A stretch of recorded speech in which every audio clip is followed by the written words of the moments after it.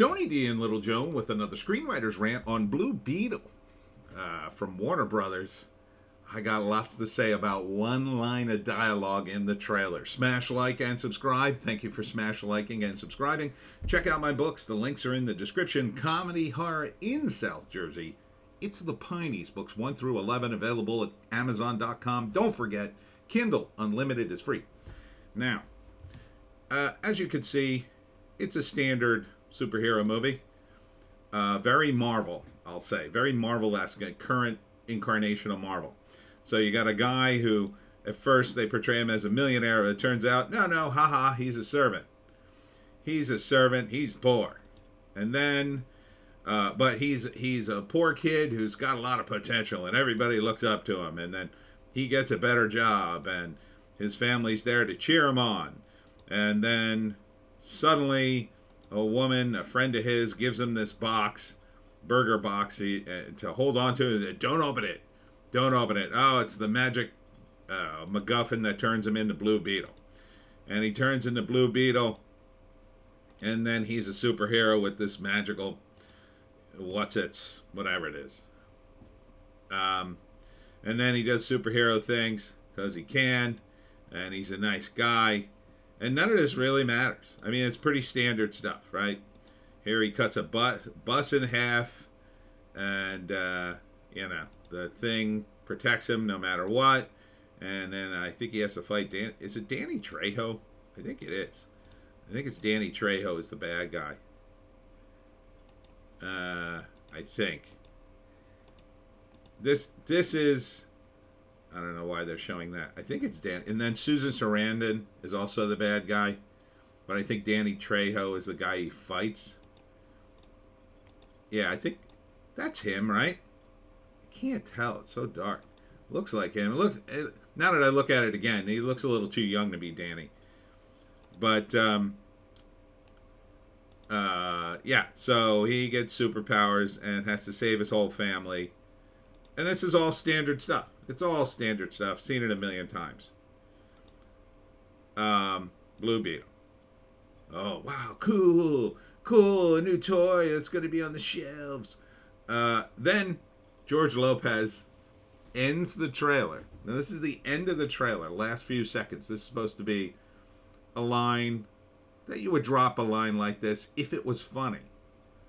Instead, what George Lopez says is Batman is a fascist. Now, the most generous way I can interpret this line is that George Lopez's character throughout the movie is calling everybody a fascist.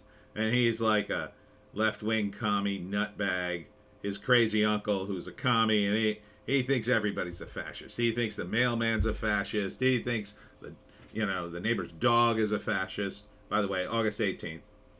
And they even promote the comics in this. Oh, you're promoting a Batman comic? A fascist comic? What's wrong with you, DC?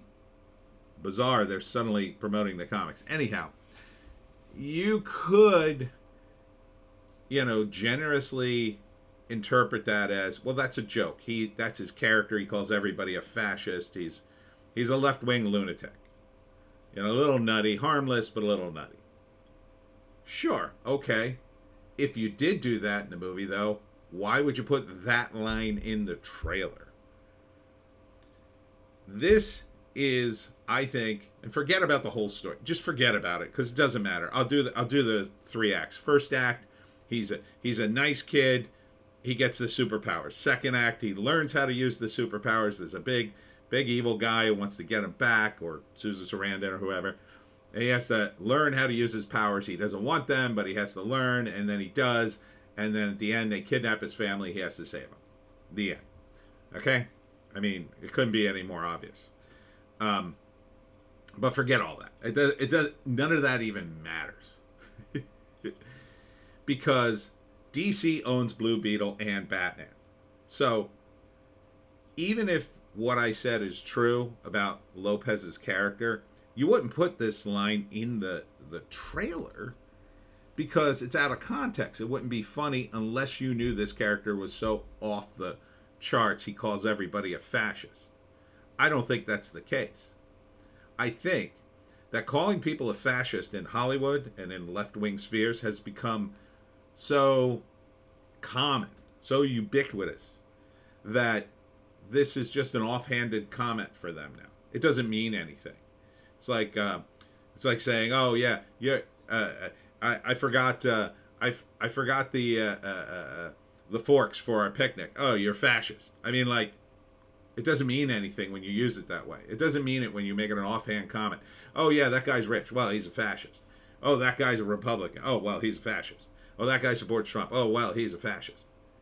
Like, that's the way it's so permeated the minds, I think, on the left side of politics, that they're dropping this ridiculous comment on everything. And they think it's funny. They think it's funny, right? It makes them the victim. "Oh, we're all surrounded by fascists, and we're the only smart people in the room." And George Lopez, from what I've seen of his outside interviews, he's totally woke. He's totally woke. Or at least became woke for his career. I think a lot of people did that as well. A lot of old-time, not old-timers, but kind of old-time Hollywood guys who have been shifting with the winds for years on a lot of different topics saw the winds changing to woke and just made the shift, because they're famous enough to be in the mix, but they're too famous and too rich to be really in touch with anything. So their publicist comes to them and go, "Oh, this is what everybody's doing, George." "Really? Everybody's calling everybody a fascist, huh?" "Oh yeah. Oh yeah. Oh yeah." And they love it. That's what I think a lot of these celebrities are being told. They're being told, "Oh yeah. Oh yeah, everybody loves transgender people. This is the new gay. Transgender is the new gay. You got to get on board with that." "Really?" "Yes. Yes, and anybody who's against it obviously is a fascist, right?" "Oh, yeah, sure." Because, I mean, George Lopez, he's a working comic. He's, he probably went right off the set from this movie right back onto the road, doing casinos and whatever else he does, and making a mint. And that's what a lot of people do who are performers, Because when you start out as a performer, it's very hard to get work. And then when you finally get it and you hit it big, you don't know when it's going to end. And usually early on, even when you hit it big, it sometimes dies down and you think, "Oh God, this is it. This is the end of my career." And so you gobble up as much work as you can. So that's what turns, I think, a lot of these people into workaholics. But George Lopez has been around for decades. I don't think he knows or even cares about politics, quite frankly. I think he's just parroting what everybody else is, because that makes good sense from a social context, right? And I've said this before in my other videos. I know I'm totally off the rails on this movie, but bear with me.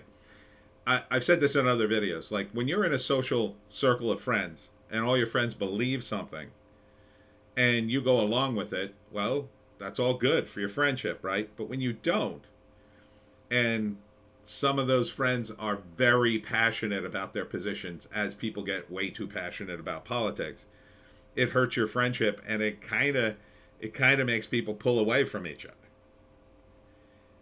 And in Hollywood, you don't want to pull away from anybody, because you never know who's going to give you a job. You never know who's going to give you work. So you're on a constant, like, "Oh, come to my house. It'll be great. Yeah, let's hang out. Oh, let's go on vacation together, our families. Hey, let's have dinner. Let's do lunch." Remember that? "Let's do lunch. Have your people call my people." That's all they do in Hollywood. And they also blow each other off.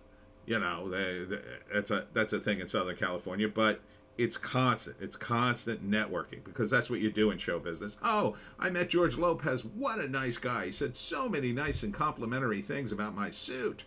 Because that's what celebrities do. I met the guy from the Hills Have Eyes, at a horror thing. And guy couldn't have been nicer. I mean, he's the nicest guy in the world. But that's exactly what he wants my impression of him to be as an actor. So, if somebody asked me about him for some reason, "Hey, what do you think of this guy about the Hills Have Eyes?" "Oh, he's a great guy, nice guy, invited me to his house," which he did. Regardless of whether or not he was serious about it. So, you've got this mindset that has permeated, I think, Southern California and most of California, that everybody on the right's a fascist, and it's so common to call them that. That they're living in this dream world, like, yeah, we're fighting against the fascists, and fascists that don't shoot people in the street like they did in you know what. And so to call a character, and understand this script had to go through approval process, right? This isn't just a script. This isn't just some movie. This is part of the DCU. Even before James Gunn stepped in to redo everything. This is still part of the DC Comics. And this movie hadn't come out. So James Gunn can keep this character if he wants. They could have tweaked the dialogue in such a way that, yeah, this is part of the new DCU, and we're going to keep him around because, I mean, they're making it, I don't know if this is true in the comic. I never read the comic, but they're making it a Latino character. Probably true in the comic. I don't remember. And so, yeah, they could keep this character in the mix. Maybe they intend to. But what you've done is you set up a confrontation between your own IPs. Oh, Batman's a fascist. Batman's your IP, morons. It'd be different if he said, Captain America, he's a fascist. Like, that would be like a dig at Marvel. It would be a dig at your rivals. I don't know what the rights situation would be on that, like, if they could even do that. But, and then Marvel could come out with a statement. There used to be a friendly rivalry between Marvel and DC, where they would say stuff, not like that, but they would say, oh, sure, you guys just have an insect running around in his pajamas. We have an actual guy who fights crime with his hands and doesn't have superpowers. Oh, right. Marvel would say, you've got some crazy millionaire in a bat costume. We've got a god of thunder. You could go back and forth like that in a friendly way and not really denigrate each other's IPs. But this is your own IP. So the screenplay that's in the movie at all is crazy. So they would have definitely highlighted, they talk about Batman in this. How are we going to make sure this is consistent across the DCU? So there's no way this didn't get approved by some executives. They would have had a meeting over it. Absolutely, 100% would have had to have been approved by all the executives. Would have had to have been approved by the people who control the Batman property, which is the hottest property at DC. They would have had to have approved it. Think of how many not Batman shows they are that I've ranted about on this channel, and how I've said, why don't they do a Batman TV show? And the answer, seemingly always from Warner Brothers, is, well, we're not ready to do that yet. It's too big to do a TV show. But the other characters, sure. Anyhow, then they cut the trailer and they put this line in it. That would have had to have been approved too. I mean, Hollywood executives are classic for not being able to watch or read anything more than 10 seconds. This they could watch. They would definitely sit through an entire trailer. They would definitely see this final line. Did they think this was funny? How do you think this looks to the fans? How many fans are there of the Blue Beetle versus the fans of Batman? You're not tweaking the fans of Batman. You're making them go, what did they just say about Batman? They love Batman. They tolerate the Blue Beetle. He's in the DCU. Okay. He's fine, I guess. But Batman, they love Batman. They adore Batman. There are fans of the DCU have no interest in Superman whatsoever. There are very few. There are a handful of Superman fans who don't care for Batman, but there's way more the opposite way. Batman is the guy in the DCU. The guy. And you've insulted the fans of the guy in your own trailer? Whether you intended to or not is irrelevant. It's there. Then you have the audacity to promote the comics at the end of the trailer along with Batman. What are you doing? What are you doing? You've just said to every DCU fan, oh, don't go see this. Go F yourselves. Hey, comic fans, F you. That's what you've said to them. You might as well have pissed in their face. Why would you do this? I think it's because everybody in LA, everybody in the movie industry is so insufferably woke at this point. They don't even know. They're so in their own bubble, up their own A, huffing their own farts. They just don't see it. They thought this was funny. Oh, Batman is a fascist. That's kind of funny.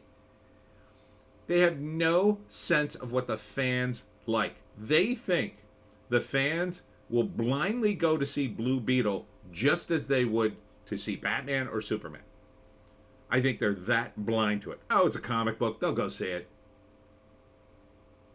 That's absolutely not true. And there's plenty of evidence on the Marvel side of that. Did people go to see Multiverse of Madness with American Chavez? Is American Chavez getting ready to do her own movie? How's Captain Marvel doing? Not too good. They pushed that movie back twice. And they had to add 2 more characters to try to entice people to come in. Adding 2 more characters, by the way, that also nobody cares about. How's Ant-Man doing? How's Shazam doing? That one is in your own freaking studio. And that movie was good, the first movie. Second movie I hear is okay. But when you're rebooting the DCU and you announce it like, well, these movies don't even matter. Does this movie even matter? We don't even know.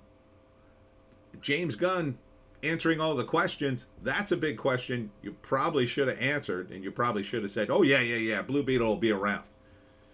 Although now, who cares? You've set yourself up apart from Batman. Oh, this is better than Batman. F Batman. Okay. You've just told 90% of the superhero fans to go F yourself. Oh, no, we don't need you. Oh, right. So you're counting on all the normies who don't read comics to go see Blue Beetle to even know what the F it is? They don't know. And this movie looks generic superhero movie. I mean, the effects are nice. I'm sure the acting's fine. And you're hanging the movie on George Lopez. Not for nothing, he's not that famous. Yeah, he has a fan base. I'm sure they'll go see it for him. There's also a scene in this movie where I think he drives the Blue Beetle vehicle, spaceship, or whatever it is. And the whole family's in it. It also looks to be playing on the trope of like large Latino family involved in everything you do kind of thing. This was, yeah, there it is. And I think I'll play a little bit of it. Yeah, there he is. He's driving it. Here's all his relatives holding crazy alien weapons and everything. Ha ha ha ha ha. Isn't it hilarious? We just told you to go F yourself with Batman. Now, come see our wacky adventure. That's not the way you get people to see a wacky adventure. You get them to see it because they love the characters. And, by the way, you undermine the seriousness of the character as superhero powers. I guess they're sci-fi based. You can see from all the... Man, that looks like a terrible alien gun, doesn't it? What do you got on here? Rubik's Cubes? So... And it doesn't even look that modern. Look at this. Look at the screen back there. That looks like a TV, doesn't it? It's weird. Is this an alien ship he built? I don't think so. I can't imagine he built it, but maybe. I mean, the whole thing looks... What is this movie? What is this movie? Is it a family adventure? Well, then why are you dropping a hard word like fascist on Batman? Doesn't make any sense. And who's Blue Beetle? Is it George Lopez or the kid? You don't want Lopez to overwhelm the trailer, but he's in it. I get it. You're trying to capitalize on his fan base, but does his fan base, are they even interested in superhero movies? If he's just a supporting character, it's not like he's the main guy. I can't believe they would put this out with that line in it. It would be bad enough it was in the movie and it leaked out, and then the fans are like, oh my God, they call Batman a fascist in the movie. But to put it in the trailer, to put it on the forefront, like, haha, everybody, watch us take down Batman. This is a problem that happened. Again, it all comes back to comic books. In the Marvel and DC publishing arms, they eventually got too big for their britches, I'll say. So they divided the comics into various houses. So there was a House of Spider-Man, the House of X-Men, the House of this, the House of that, the House of the Justice League, the House of Superman, the House of Batman. And it created a sense of competing comics within their own company, which wasn't what it was designed to be. It was designed to be, no, we support each other. When you have competition within your own publishing house, that's insane. You can't have competition within your own movie studio between movies. You don't want that. You want the movies to support each other. The line should have been something like, oh man, this kid thinks he's Batman, or something like that. Something that would have been positive about Batman, if you were going to mention him at all. Okay, whatever you say, Bruce Wayne. Something like that. Not Batman is a fascist. And to drop the hard political stuff too. And that's a hard political term. You know, that is a hard political term. Like if he'd said Batman, oh, he's just a cop with a weird suit, that would have been fine. That would have implied kind of the same thing. But to say he's a fascist is to say he's evil. If you care one iota about the words you're using, you're saying he's a bad guy. He's evil. He's not to be trusted. Oh, but not Blue Beetle. He's what? He's what exactly? We don't even know who the F he is. You're just introducing him. That's not the way to introduce a character. And you might say, oh, you're hyping on this one line. It's in the trailer. You're introducing the character. This is the first time people are going to see Blue Beetle. They're going to watch this whole trailer to make up their mind if they're even going to see the movie. When they end on a line like that, what does it say to people? It says, Batman is kind of a fascist, I guess. I guess you could get those people, the Redditors who are like, yeah, everybody's a fascist. But those people don't go see movies. They're college kids that have no money. And they're a very small minority of people. Yeah, they're kids. And kids go to see movies sometimes. But you're telling me this helps your company? This helps your movie studio? This will get them to go see? Oh, well, this will take people. At best, this takes people away from Batman and puts them in the Blue Beetle camp. Is that what you want? A zero-sum game of, well, we'll get all our new Batman fans to come over to Blue Beetle, and then you'll have no Batman. If that could work. It's not going to work, by the way. This movie will probably tank. It's up against, let's see, it comes out, when did I say it comes out? August 18th. I'm not sure when anything comes out. I confused a bunch of stuff yesterday. I thought Guardians was coming out this week. Let's look at the numbers. It's the Mario Brothers movie that's coming out tomorrow. Yeah, so Blue Beetle's coming out in August. You're going to have Mission Impossible out before that. When's that coming out? Let's see. July 14th. So a month before, you're going to have Mission Impossible and Simulant. That, I think, is going to be a big movie. I forget. Chevalier. Asteroid City comes out after that. So it's not up against a lot. That much is true. But Mission Impossible, I mean, it's sounding like it's going to be a big movie. Tom Cruise is coming off the heels of Maverick. And then you're going to put out Blue Beetle in the middle of summer, hoping like, yeah, I need to go see a wacky summer movie like Blue Beetle. Why go see it? You called Batman a fascist in the trailer. Every nerd's going to be talking about that today, myself included. Already dropped. It's already dropping right now. All the nerds are going to be like, this is woke. And I warned you. I warned you what would happen when the culture shifts. When woke becomes, oh, I don't want to see anything that's woke. Yeah, that's all out of vogue now. You're going to get a shift to anti-woke, I'll call it. You're going to see more and more people act like the nerds on the internet who talk about this stuff. And the moment they see anything woke, even if it's unintentional, right? Even if you have a movie that, well, it just has a diverse cast, and then somebody says, oh, this looks woke, the moment they get a whiff of that, they'll be like, nope, because so many of these movies fail. So many of these movies fail, and they're going to start blaming it on wokeness because it'll be fashionable to do it. Not just because it's partially true 90% of the time, but because it'll just be the thing to do. It's going to become, the thing to do was to virtue signal.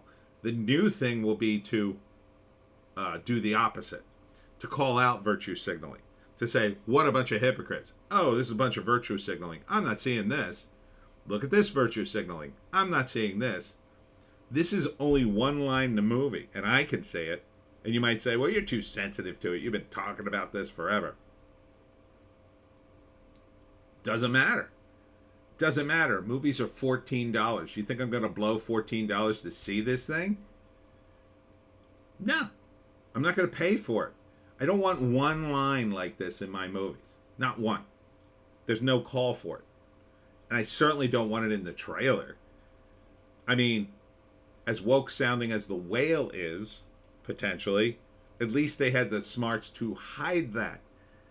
I didn't know about the storyline that's mostly woke until I read about the write-up of the movie on entertainment websites. They didn't put it in the trailer, and that was smart, because the focus was on the story, not the woke elements of that story. This, okay, you want to call your own IP a fascist. Your own popular IP. It would be different if you did it to Shazam. Shazam's going away. The movie failed. The sequel failed, essentially. Supposedly they had to make $300 million. They'll barely be making half that, which means that franchise is dead.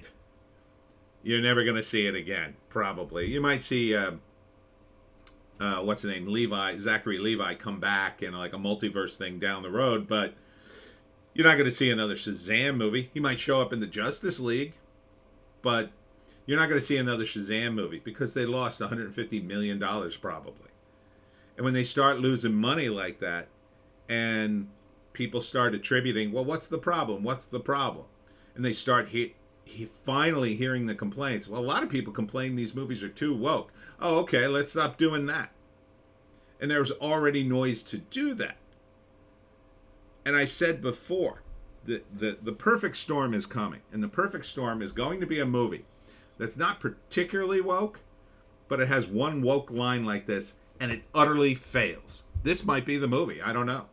Utterly fails. And I mean utterly, like no one goes to see it. It makes like less than $1 million. It costs $100 million, and it makes like barely $1 million. Could this be that movie? Maybe. I don't know. There doesn't seem to be that much against it the week it comes out, but I don't have the full list.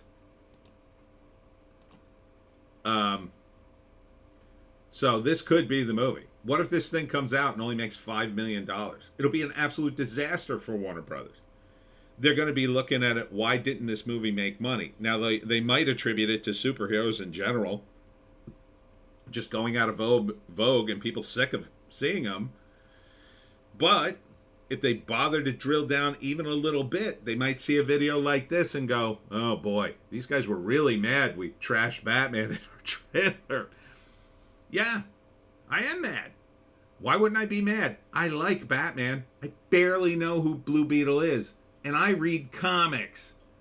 So what are you doing? Why would you insult me like that? Why would you take one of your customers?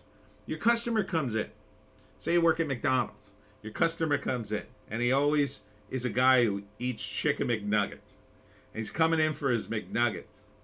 And you have a sale going on that says, don't be an idiot and order McNuggets. Order a Big Mac.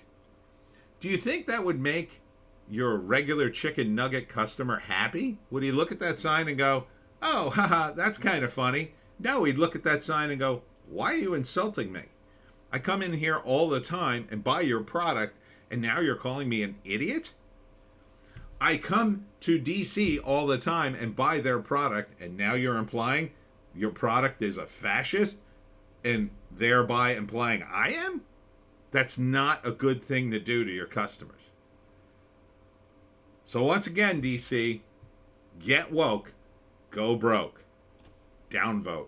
And that's it for me, Tony D and Little Joan. Check us out on Odysee, Bitchute, and Rumble for our more based take. If you can find a more based take than that, I say take it.